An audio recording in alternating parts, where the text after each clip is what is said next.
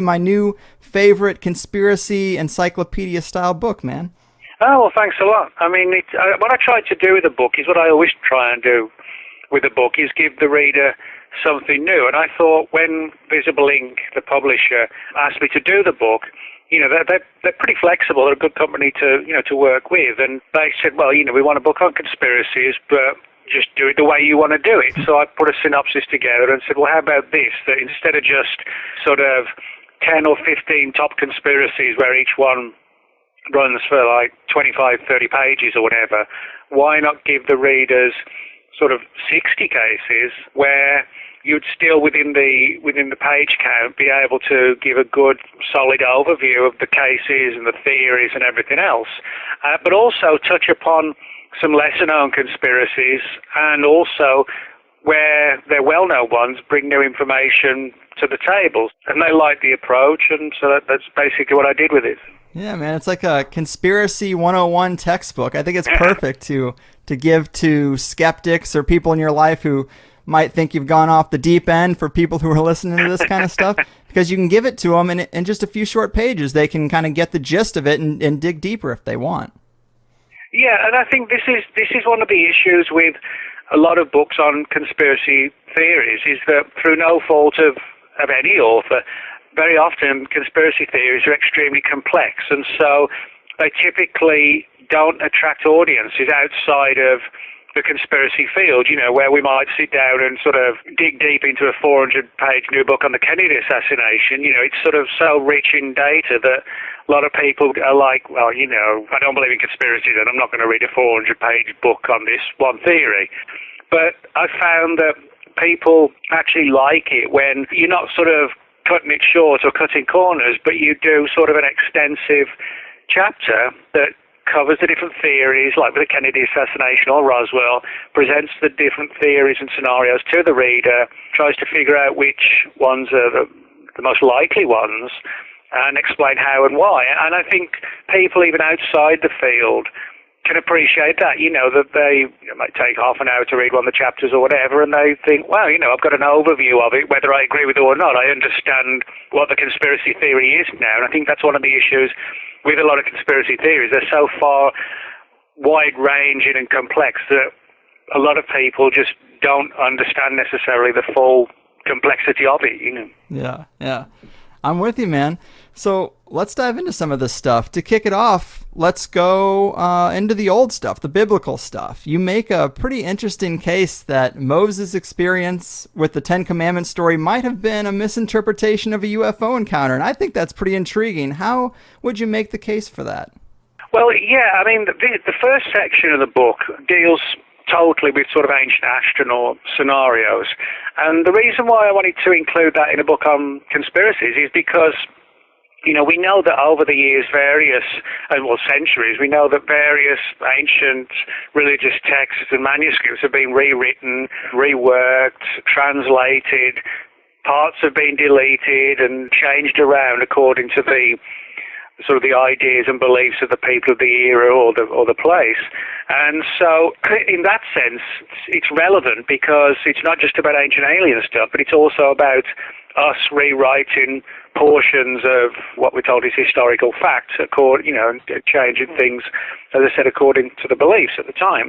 This sort of brings us into the issue that you mentioned about Moses and the Ten Commandments. Now, regardless of what people think of it, everybody knows the story of Moses and the Ten Commandments. Essentially, he goes up the mountain, Mount Sinai, I should say, goes up the mountain, and essentially, you can sort of put like a UFO spin on it, because he goes up the mountain and sees the burning bush, which some people have perceived as like a brightly lit UFO, and then receives these Ten Commandments from God, which essentially are laws laid down about what you will do versus what you won't do. You won't commit murder, etc., etc. Yeah. Now, why this is intriguing is because these stories of Moses and Mount Sinai and the Ten Commandments very, very closely parallel with a lot of the reports from the so-called contactees of the 1950s who claimed encounters with the so-called Space Brothers out at desert locations. And if you look at these stories, they closely parallel as I said, the story of Moses. And that's why, I suggest in the book the theory, is it possible that Moses was actually an early contactee?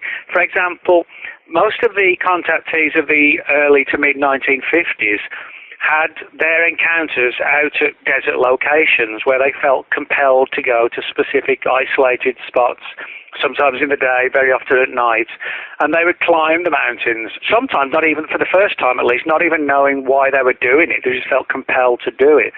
And as they got high up the mountain, they would see this light in the sky, which would get bigger and closer, and then it would transform as it got closer into what you would call like a typical 1950s era flying saucer. It would land, these very human, and interestingly enough, some of them described as angelic looking, sort of in this shining, bright white light, whitely lit, I should say, clothing, and long hair. And they had this sort of angelic aura to them, and they would essentially tell the contactees, we want to try and help the planet, we want to help the human race, and so we've provided these guidelines which we would like you to get out to the general public. Like, we should do away with nuclear weapons, that kind of thing. So it was almost like an upgraded situation of what came in the distant past. And again, I know that mixing religion with UFOs is sort of an inflammatory issue at the best of times, that it polarizes people into different camps. But I would urge people to sort of look at the undeniable parallels, whether they think the theory is valid or not. There are undeniable parallels between the story of Moses and the story of the contactees. As I said, the mountains, something coming down, the laws that are given by these, higher entities, and to essentially spread the word, that kind of thing. In those senses, it's very, very similar. Yeah, and I'm not a religious guy, so I appreciate any type of potential explanation, especially one as provocative as a UFO story. Yeah. One story that does have a lot of parallels in particular is this George Van Tassel story. Apparently this happened near Joshua Tree of all places. Tell us about that one and kind of the information he was given during his encounter. Well, yeah, George Van Tassel was one of the leading contactees of the 1950s, and he lived just outside of Landers in California, which isn't at all far from Joshua Tree. Now, George Van Tassel and his family moved from California. He used to work for the Hughes Aircraft Company. He was actually good friends with Howard Hughes. And but the Van Tassel family moved to Giant Rock, which is an area just outside Landers called Giant Rock because there's this gigantic rock there. And he actually made a home for himself in a large hollowed-out cavern, for want of a better term, beneath Giant Rock. And, it was like a modern-day Flintstones type environment almost. And so the family lived there. And like so many of the contactees, Van Tassel sort of gravitated towards the UFO phenomenon and felt compelled to go out into the desert nights in around Landers and Giant Rock and Joshua Tree, where he would see UFOs that would come down and essentially commune with the aliens. Now, what's interesting is that a lot of the material that Van Tassel got from his alleged space brothers placed religion in a very different context to what traditional teachings suggest. Mm-hmm. For example, he was told that the story of Noah's Ark had a basis in fact, but the idea was that it was essentially like a space ark containing various examples of human and animal life, which possibly was brought here when some worldwide disaster was about to occur. And so essentially the story is that extraterrestrials tried to make sort of mercy-based visits and save as much as they could, and then these huge arcs would orbit the Earth until the floods and everything else calmed down. Then they would land and drop off as much as survived to start over again, that kind of thing. He also believed, based on his teachings and what he was told, that the story of Adam and Eve, he believed that Adam and Eve were actually not one man and one woman, but essentially the female and the male of the first species, which essentially was sort of like a genetically altered entity, an upgraded version of an ape using DNA manipulation and gene splicing to something closer to a human, and then we started to evolve from there. And so that was really the thrust of his story. What's interesting, this goes back to the 50s, which was sort of way, way before, obviously, things like Ancient Aliens, and even decades before Eric von Daniken. So in that sense, Van Tassel was like a real trendsetter in the Ancient Aliens world, if you like. But certainly the fact that he was saying a lot of things that in 1950s America, wouldn't have gone down well with a lot of people. And the FBI opened an extensive file on him, not to debunk him. Agents actually went to visit him at his giant rock hole on several occasions to get his views on why he was claiming the aliens were here. And I actually reproduced the text of one of the documents in the book, which actually heavily focuses on the issue of religion, and the FBI took great note of what he was saying about religion and why, and he was hitting raw nerves, and people in government were a little bit concerned about it as well. Yeah, I was going to bring that up, what you said about this being in the 1950s, because in terms of the Ark story, if someone were to come out and say that today, like, it's actually kind of commonplace in ufology to think about that story, because we know about genetic samples and DNA, but in the 50s, I mean, that makes it more intriguing, because if he were to just be making that up off the top of his head, he's pretty smart.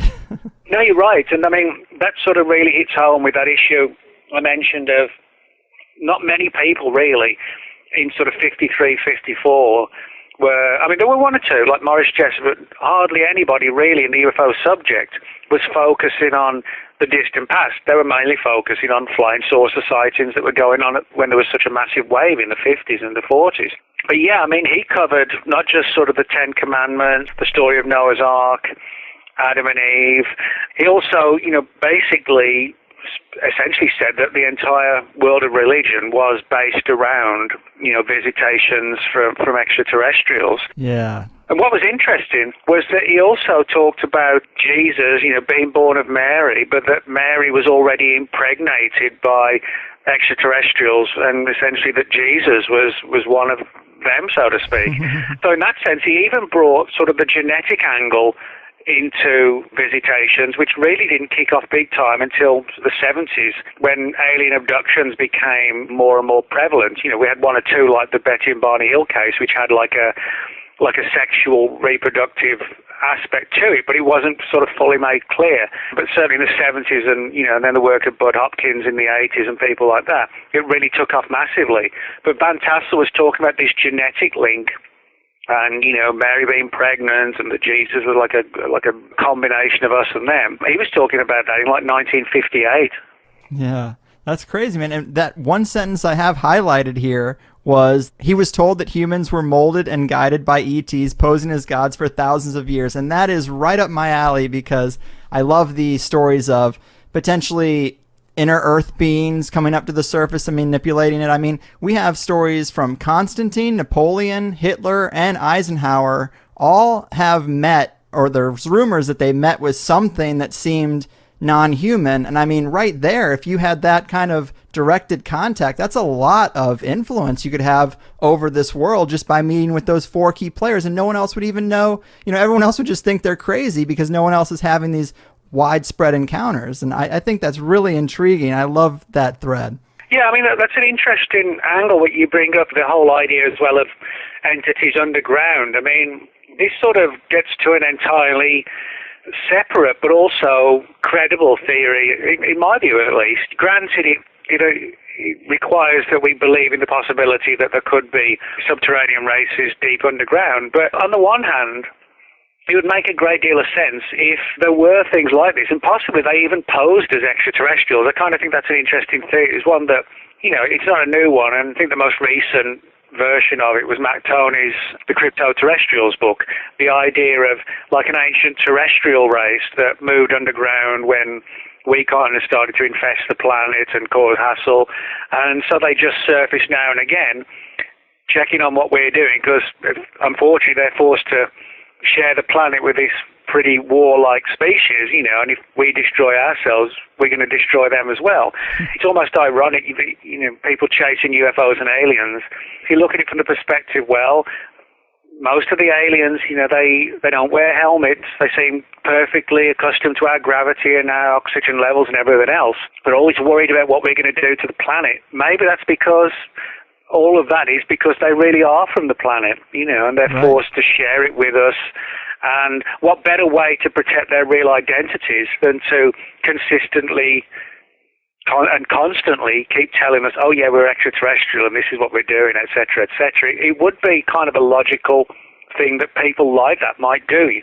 Yeah, and I had another guest, Michael Mott, who brought up the idea that a lot of these stories involve genetics. Well, why would some beings be able to travel from Zeta Reticuli to here but not have an advanced genetics program? I mean, ours is almost pretty advanced. And why would the genetics be compatible? Yet, if there was a subterranean race that maybe survived a previous cataclysm and has been kind of pulling the puppet strings throughout history from below, they would have compatible genetics to some degree. No, you're right. I mean, Mike's written some good stuff on that theory, and he's got a lot of good, solid data in his books. And it's good that, there's somebody who has and still is focusing on that one area. Because you're right. I mean, what are the chances? I mean, it's one thing to say that entities from some faraway star system would come here and possibly would want to sort of tinker with us and figure out our genetics. But for them to come here and for us to be so compatible to where supposedly they can create sort of hybrid babies and hybrid children with complete ease, and they can operate, like I said, in our atmosphere. They seem to have no trouble doing that, and they always seem to want to tell us that we're from here or we're from there. Mm-hmm. That makes me a little bit suspicious. It's almost like they're overplaying the card to overemphasize, and the danger is that sometimes people think, well, hang on, some come from Venus, some come from this star system, some come from that star system. We're pummeled with names and planets and stars. Could there really be that many different races coming, or could it be kind of a ruse to keep us all running around like headless chickens when the real secret that we should be looking deep below us remains hidden? Yeah. I mean, just being in the conspiracy world, we're always trying to figure out who's at the top of the pyramid, who are the real string pullers. And that gets really interesting to me, that it might be some small group of strange-looking humans that have been here way longer than us that are just manipulating us through, like George Van Tassel said, the use of religion, getting Constantine to have a vision on the field, the Tibetan who met with Hitler, the Greys who met with Eisenhower. I mean, who knows if these are all just different ways of expressing the same group of beings. Well, I sometimes wonder, when it comes to this sort of underground ancient humanoid crypto-terrestrial thing, if things like the Men in Black could be connected, not the government side of it, which is a limited angle, right, but sort of the weirder Men in Black, these sort of creepy, 5-foot-tall, skinny, pale ones that generally only surface at night, and they cover themselves up with trench coats and pull-down fedoras and sunglasses. Maybe they do that to menace us, which works, but maybe also it's a camouflage so these underground dwellers can move amongst us when they need to. Yeah. And perhaps they adopt, the imagery of the Men in Black as a means to do that. Maybe if they lived under the ground all the time, they would be pale looking. Mm-hmm. And coming out in the day wouldn't be that good for them. It'd be kind of taxing, particularly in the West Coast heat or whatever. So they come out at night predominantly to do what they've got to do when it's cooler and, they're able to cope with things easier. Yeah, that's a great point too. And another area that this kind of dovetails into is also something you wrote about in the book.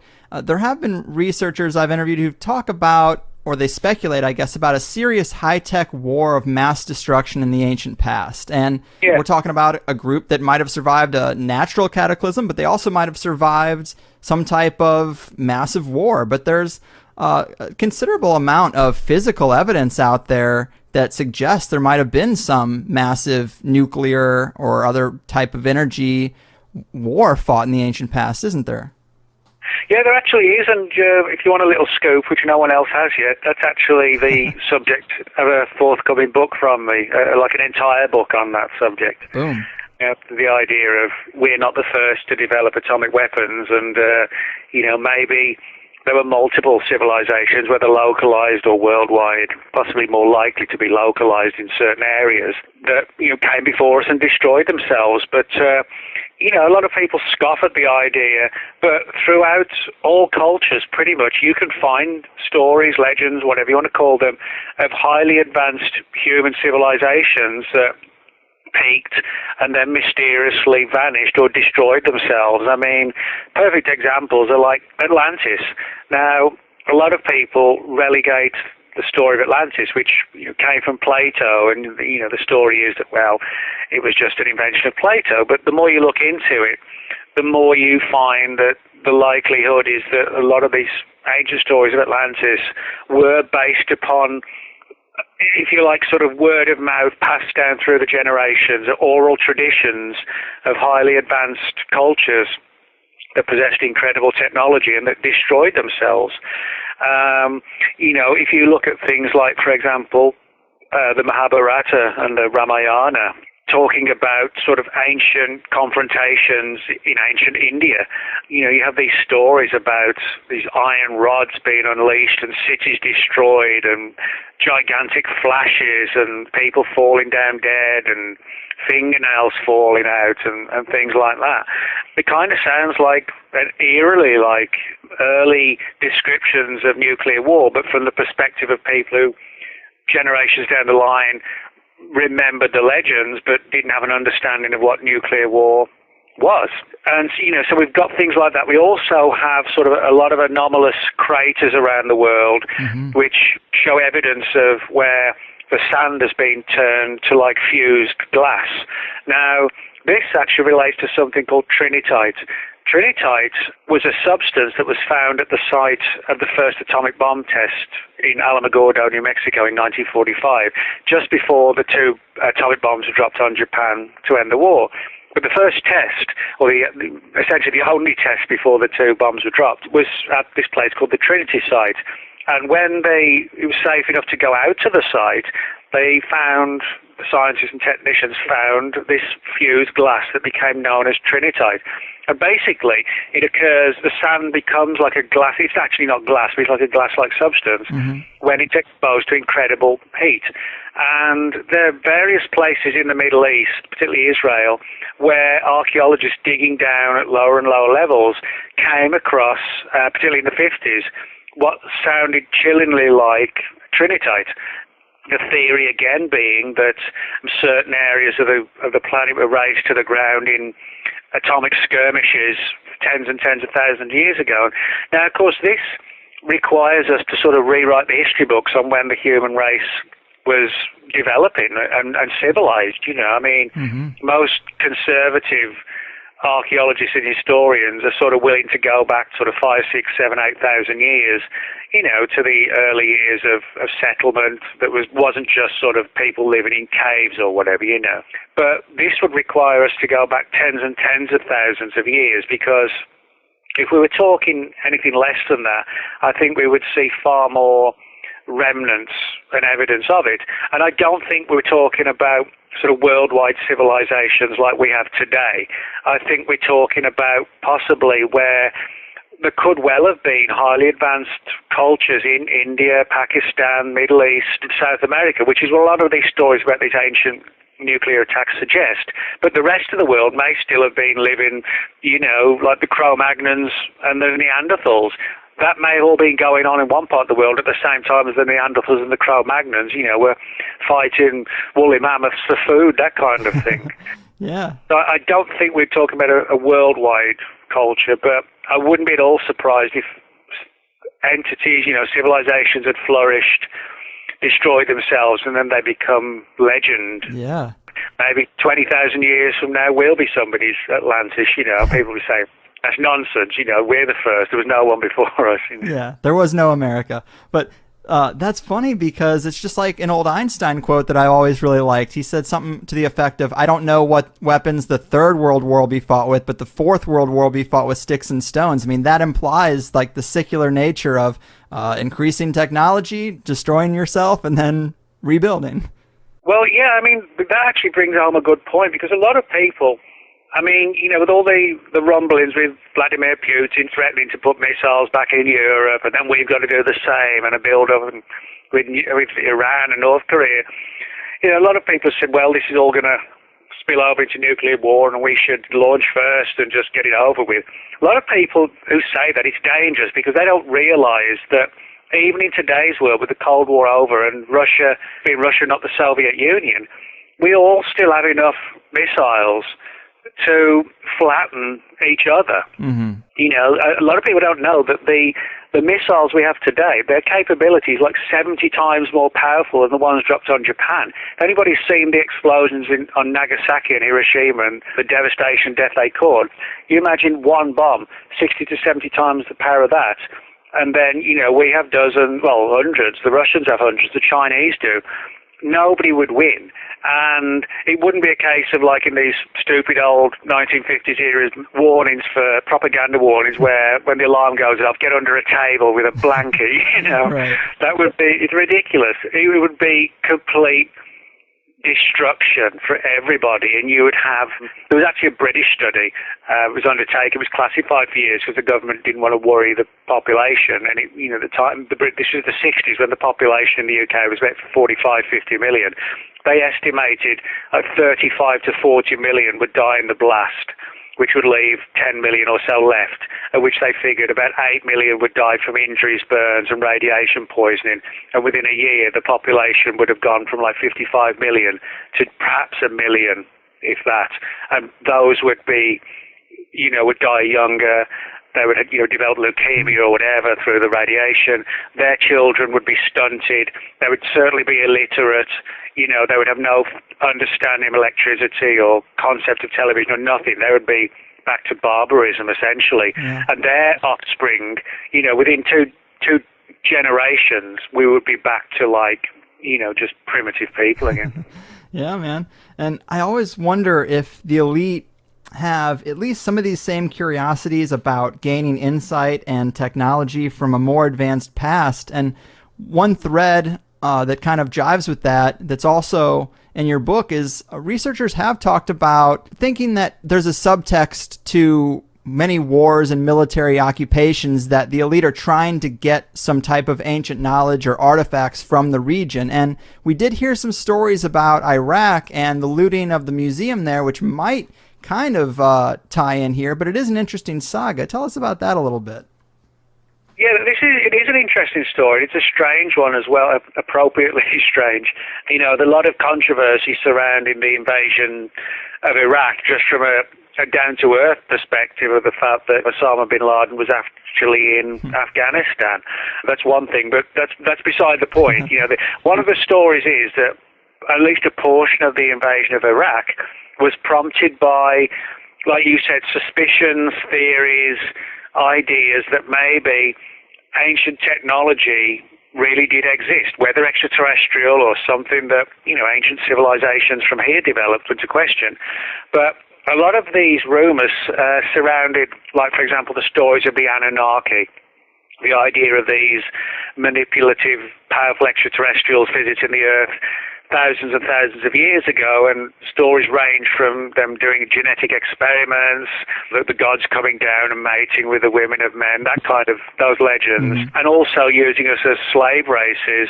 But one of the theories is that the Anunnaki had found ways to massively extend their lifespans, and that some evidence of these technologies remained deep in the heart of Iraq.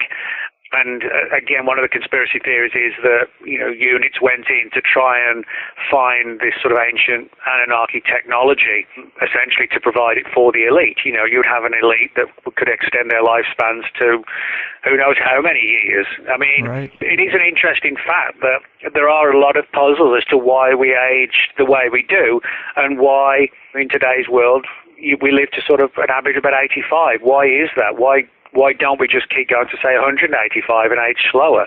So there are a lot of questions, as to why we're on that time scale in the same way that a cat might live to 17 or 18. So that is an interesting theory. But bolstering that idea of government agencies taking an interest in the mysteries of the very distant past, I have a chapter in the book about the CIA's quest to find Noah's Ark. Now, you think of the CIA, you think of overthrowing evil dictators in South America or the Middle East, assassinations, that kind of thing. You don't expect them to have a fairly extensive file on Noah's Ark, but they actually do. And it's surfaced through the Freedom of Information Act, or various files have surfaced over the years, but which collectively amount to about 70 or 80 pages, plus a number of documents and 1949-era photographs from the Air Force, which seem to show some sort of object embedded in the ice high in the peaks of Mount Ararat. And, of course, this sort of ties into a degree with the stories of George Van Tassel. And, I sort of speculate, is it possible that we know for sure that government agencies were interested in George Van Tassel's theories about Noah's Ark being some sort of space ark that possibly even crashed on Mount Ararat, sort of like an ancient Roswell or something like that. The fact that they were interested in that has to make you wonder if somebody then thought, well, if it's true, and this was the 50s as well, maybe we should take a closer look at what's allegedly seen on Mount Ararat. That might explain why the Air Force and the CIA had repeated missions with, like, the U-2 spy plane to get imagery of allegedly Noah's Ark. And we also know from a former CIA guy named Miles Copeland, who was the station chief in Damascus, that the CIA in 1947 was very interested in the discovery of the Dead Sea Scrolls. And Miles Copeland, who just had nothing to do with the story, but he was actually the father of Stuart Copeland, the drummer with the Police, and just like a strange little aside there. But Miles Copeland said that the story of the Dead Sea Scrolls was of deep interest to the CIA, and apparently they got their hands on one scroll found at Qumran, where the other scrolls are found, which never ever has made it to the official famous collection, that you can see. He said he went direct to the CIA after it was brought into the embassy in Damascus, and it was sort of surreptitiously sent over to Washington, D.C. and disappeared in the CIA's vaults. So we know for sure through the Freedom of Information Act that there is interest in the mysteries of the past, and I don't think government agencies have all the answers to what went on in the past. They may not actually have any solid answers, but there's no doubt from reading the files that there are certain people who've had deep suspicions that in the distant past there were advanced technologies, and that if we could tap into them today, it could perhaps even radically change, our society even as well. Yeah. And that is an interesting aside. It wouldn't be the first time that the CIA would have family ties to famous musicians. That seems to be a thread that ran pretty strong in the 60s. But I am a little bit curious. We were talking about the ancient search for the secrets of immortality or life extension, and you talk about that a little bit in terms of this white gold powder, or maybe that this might be what they call manna in the Bible, and that might have some type of effect on longevity, and it might tie into the era of Gilgamesh, because apparently he reigned for 120 years. Who knows how old he was when he took the crown, but if that number is correct, they definitely had something going on. Well, yeah, I mean, this is one of these areas where, no pun intended, it's like an article of faith, really, literally it is, in the sense that you either have to accept that somehow in the distant past certain people, elite people, lived massively extended lives, or it was just a fable to try and emphasize the importance of these people. Now, of course, Noah and Methuselah being the oldest person in the Bible, allegedly, of course, and Noah, lived massively extended lives. You also have, like, the story of Utnapishtim in the Epic of Gilgamesh, which talks again also about a flood, and people in relation to that scenario for the flood being granted extended lives by the gods.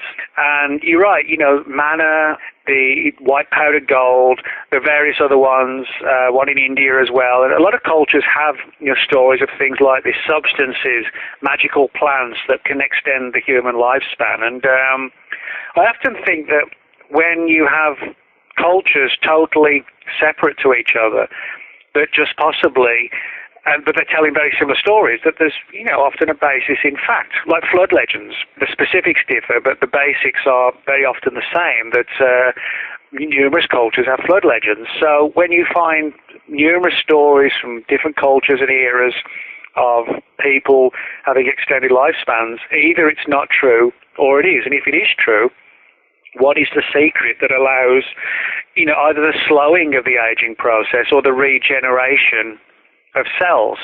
These are issues that are actually quite deeply still being studied. There are people who've written extensively on the, I'm not talking about just people outside of the field, but people in the world of medicine studying very closely why we age, how we age, and what can be done to combat it. So, maybe somebody really did tap into the answer thousands of years ago, and perhaps today people suspect it, and they're trying to find out if that data somewhere still exists, and if it does, can we find it and use it?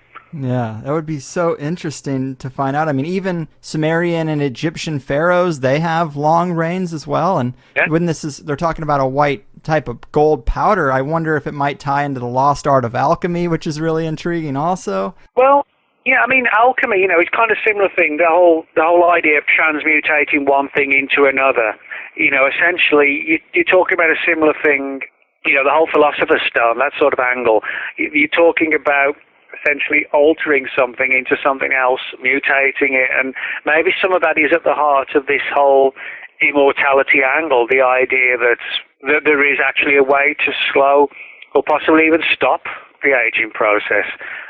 Nobody's saying that Noah and Methuselah lived forever, but they certainly lived tremendous amounts, supposedly, centuries and centuries, almost 1,000 years. So again, it's how, I'm not a particularly religious person either, so it really depends on how you interpret it, whether you interpret the stories as real or not, or you interpret it as like a magical substance, like manna, or you interpret it as a science and technology, medical-based, genetics-based, that really does exist. And, who knows? And I wouldn't be surprised if, true or not, it wouldn't surprise me if attempts had been made to at least check out these different sites and parts of the planet where the stories were coming from, because government agencies do spend a lot of money on unusual subjects, so it wouldn't be a stretch of the imagination to suggest someone had looked into something like that. Yeah, and on the subject of going back a little bit to the Museum of Iraq, the Natural Museum of Iraq being ransacked during the invasion, one note I did have here is that the colonel who was kind of in charge of at least trying to get some of that stuff back, there was a quote from him that you had down where he said, "It's inconceivable to me that the basement was breached and the items stolen without an intimate insider's knowledge of the museum, and about 10,000 pieces were stolen and only 650 recovered." I mean, that's a lot of stuff, and who knows if the whole war was just a guise to get that stuff. I mean, Hitler, he sent a lot of campaigns out there looking for occult artifacts. Maybe we're doing the same. Yeah. Well, yeah, I mean, the story, the looting of the alleged looting, well, we know there was genuine looting of the Baghdad Museum. There's no doubt about that.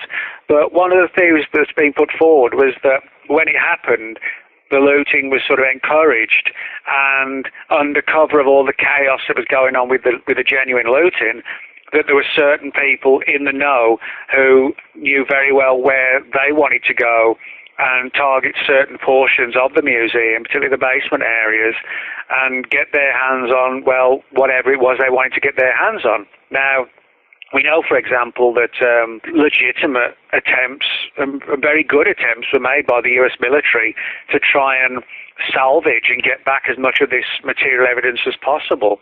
But then you have the theory that there was like another sort of far more covert group, that the group that was doing the good work didn't even know this other body existed.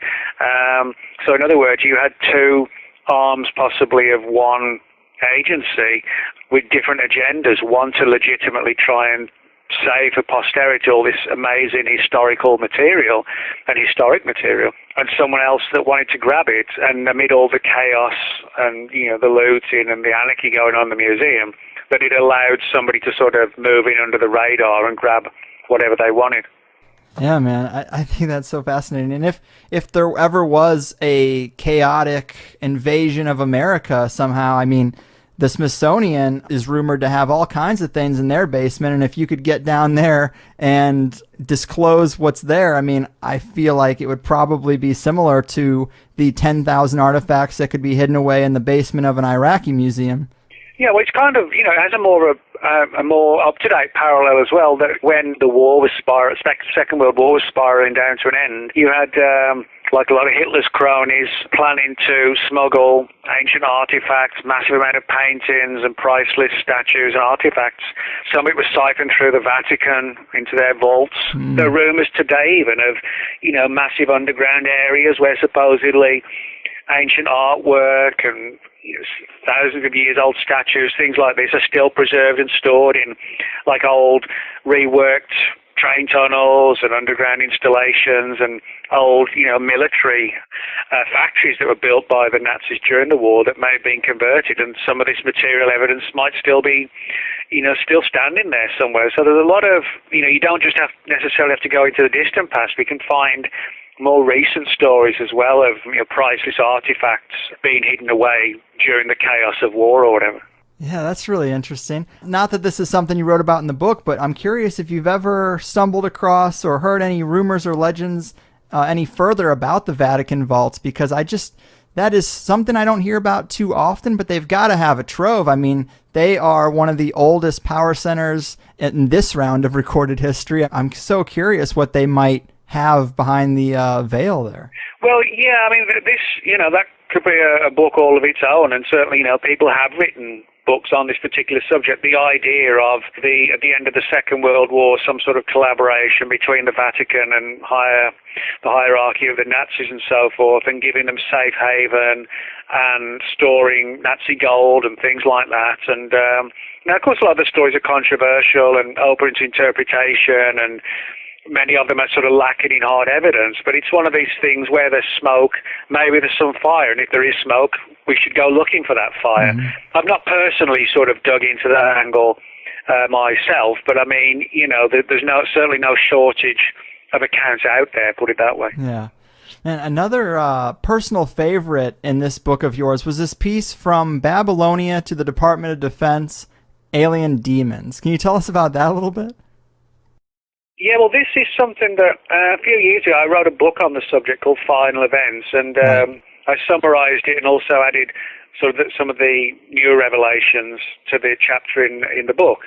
Basically, the story began, or for me it began, in 2007, but for the story itself began in 1991 when a Lincoln, Nebraskan priest named Ray Boucher was contacted by two Department of Defense physicists. Now, Ray Boucher has an interesting background because he's a former state director for MUFON, the Mutual UFO Network. He still lives in Lincoln, Nebraska. But he's also an Anglican priest. And that seems to be the reason why these guys on this Department of Defense program contacted him, because he had knowledge and a background in ufology, but also in religion. And the story they told him in a personal meeting at a hotel in Lincoln, Nebraska in November 1991 was that the Pentagon was working on a program to contact what they had called NHEs, non-human entities. And it wasn't like a close encounters of the third kind scenario, we're going to go out to one location and they're going to come down. It wasn't like that. It was more like the remote viewing type programs of the 70s, where they would use mind power, if you like, psychic phenomena, to try and call in these entities, which they never saw. It was almost like an ethereal, non-physical intelligence, but that could possibly take on physical form, or almost like a holographic type situation. And they supposedly the story was that they legitimately thought, to begin with, they were dealing with extraterrestrials. Over time, they noticed that, I couldn't fail to see that something very sinister started to happen, namely that there was a lot of bad luck on the program. People fell sick, died, there were some deaths. There were everything seemed to go wrong. It was like a canopy of darkness and doom had fallen on the project. And they came to believe that what they were dealing with was not extraterrestrials, but sort of manipulative literal demons from a literal hell that were masquerading as extraterrestrials, and they came to believe that the entire UFO phenomenon was like a worldwide deception. You know, the idea of sort of Satan's minions getting their hands into us via various ruses and guises over the year, like extraterrestrials, goblins, incubus, succubus, fairies, strange creatures. They believed that they were all demonic in nature and changed their appearance throughout the years and the centuries to manipulate, you know, the human race and seduce them, so to speak. So they essentially wanted Ray Bochet's advice on what they should do. And so Ray basically said, well, he felt that it was some sort of satanic deception, so he basically confirmed what they thought. But they opened up more to him and said that the program, despite everything that happened, continued, and they tried almost to do what, I guess, the closest thing you could imagine to like a Faustian pact, literally the Pentagon doing a deal with the devil to understand the technologies that the demons had, you know, possession, controlling people, things like that. They wanted to use it against the Soviets. You know, is it possible that demonic powers could stop somebody's heart? If they could, you know, could they assassinate presidential people in Russia, you know, in the Kremlin? Could they wipe out the highest echelons of the KGB using demonic powers, or even persuading these demonic entities to do it for them? Yeah. But of course, you know, the story is being demons. They hate us all. You know, they couldn't care less if we're what country we're from. But it's a very strange story. And the thing I specifically talk about in the chapter is how this particular group spent massive amounts of time poring over old manuscripts and books and pamphlets and documents, you know, going back centuries, that dealt with demonology and the history and folklore of demonology and beliefs and the myths and, you know, everything from, as they saw it, the reality of demonology through to just the myth and legend. But they sort of ate it all up, so to speak. So it's sort of a fascinating but also creepy story of a very deeply buried, highly classified program in the Pentagon that was studying demonology as a means to try and turn it into a weapon and harness it and use it. And funnily enough, there's actually a new movie out right now called The Atticus Institute, which actually, aside from the UFO angle, it covers pretty much the same story of it's set in the 70s. It's like one of these found footage type movies, like, you know, like a Blair Witch type thing. Yeah. It's a pretty good one, and it deals with like a Pentagon group, DOD group, that focuses on a woman who's possessed by a demon, and they try and talk to the demon and, you know, do a deal with it and, you know, try and harness the powers and use them against the Soviets. And it's not like some big budget sci-fi thing. It actually works well because it's like a very lower budget, claustrophobic type of thing set in a couple of just, you know, 2 or 3 rooms the entire movie, but it, you know, it works pretty well. That's cool. Yeah, the part of that piece that I really did think was the most interesting was some of the research that they were looking into from these demon researchers of the 3rd and 4th century that you mentioned. They were kind of talking about the plot of the succubi to enslave human souls, and that is fascinating. I mean, I wouldn't come to the conclusion that it was literal demons from a literal hell, because that's really not my paradigm, but yeah, it does remind me of the archons of Gnosticism, the mind parasites, and I think there's some real parallels there of a multidimensional entity trying to run humanity. No, I actually agree with you. I mean, you make a very good point, because I share pretty much an identical viewpoint to what you just said. You know, when people ask me, well, you've written about all this, do you think the whole UFO phenomenon is demonic, that these things are demons? I say no, because the reason being that the term demon for most people sort of brings forth several images. One is, you know, the simplistic idea of the imagery of the devil, horns, forked tail, fiery pit and flames, and all, you know, all that kind of thing. And it also creates imagery of sort of demonic possession and spinning heads and puking green pea, you know, soup or whatever. But if you avoid using the terms like demon, which creates, you know, archetypal imagery that people have through pop culture, etc., I do believe that there's a very good chance that the UFO phenomenon isn't extraterrestrial, but could far more likely be sort of interdimensional, coexisting with us in some other realm that can cross paths with ours. And I actually do think there's good evidence from a lot of the cases that whatever these entities are, they actually don't like us at all. They're highly manipulative. People like John Keel warned about the dangers of dabbling in all this and how it often comes back and hits people in the face, so to speak. So do I believe the phenomenon could be deceptive, multidimensional, and malevolent to a point of hatred? Yes, I do. So in that sense, I kind of share the viewpoint of those who believe they're demons, but I don't think they're literal demons coming from a hell.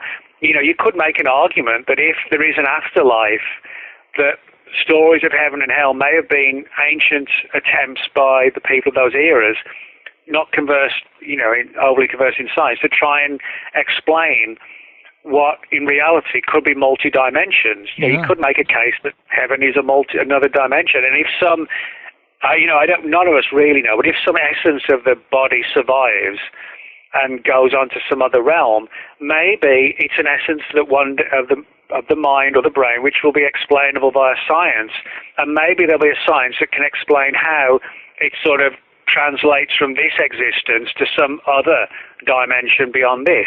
Yeah. And so that would sort of tie in with all the ancient beliefs, but it would put a scientific slant on it rather than a religious slant.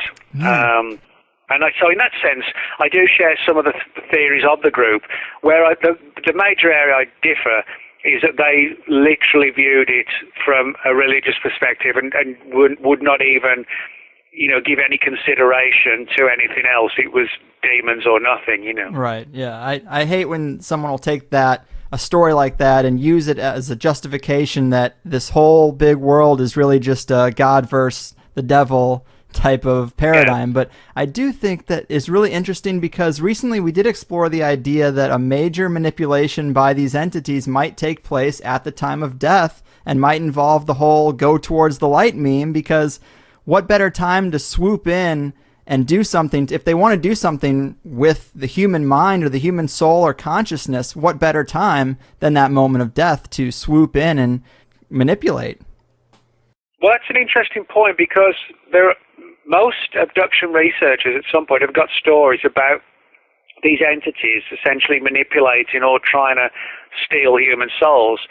In Communion, for example, Whitley Strieber famously said that the entities that he met said that we recycle souls, that was essentially their entire task.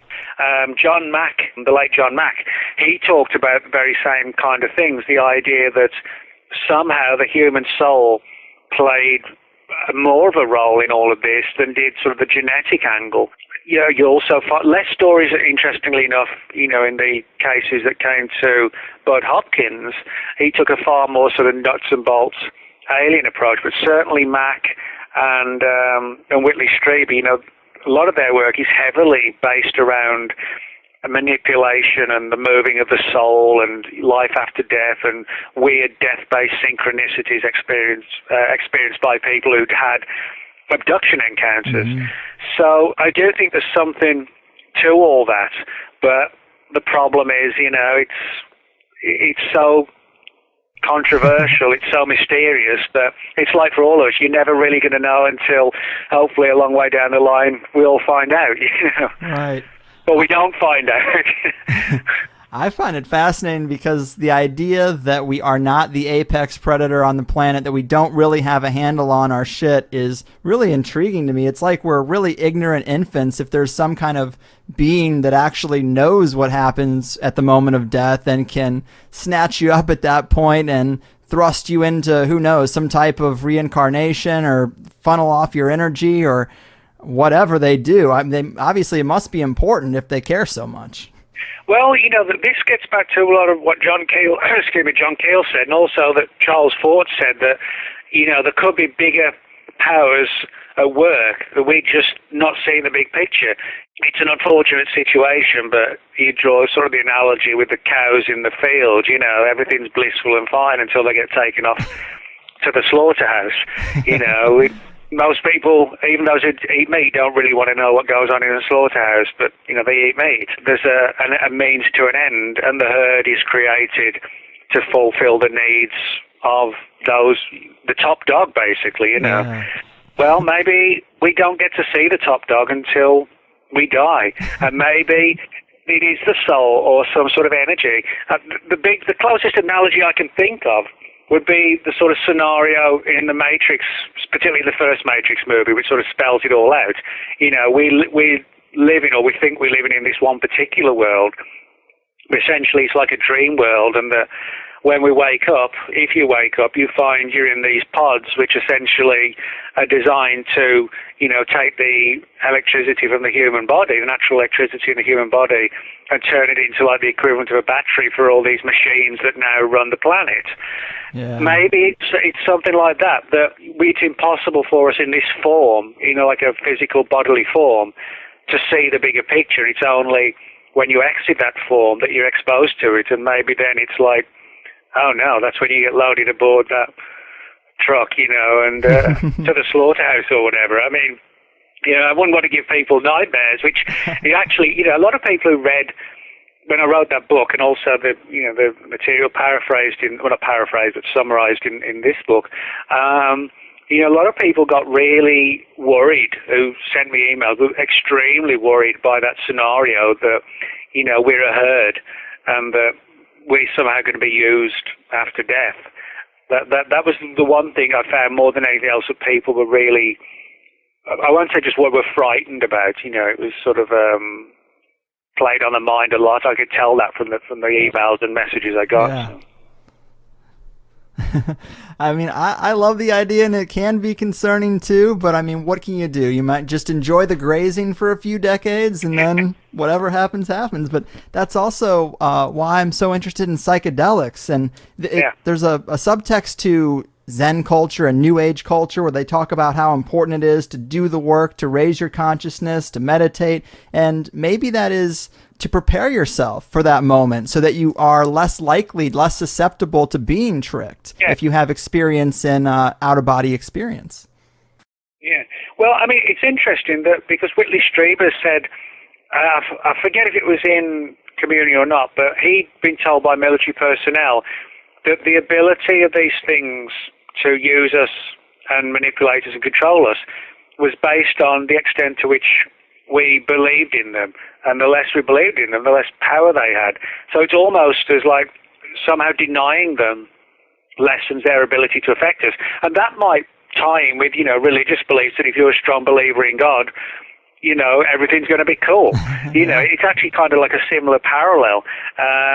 If you're, you know, if you're not a believer, they have a better chance of getting their claws into you. That might explain the old legends. Well, if you're not a believer, you're going to burn in hell. Yeah. But I mean, when you talk about psychedelics, a lot of really good research has been done into how, you know, things like, for example, like DMT. A lot of researchers and skeptics will say, well, DMT just provokes, you know, graphic hallucinations in the mind. Even if it does, so many of those hallucinations are, you know, near identical in the sense that people feel or they see, you know, something coming through from the veil, very often small entities. There's a degree of communication, even if it's sort of couched in cryptic words and, you know, symbolism.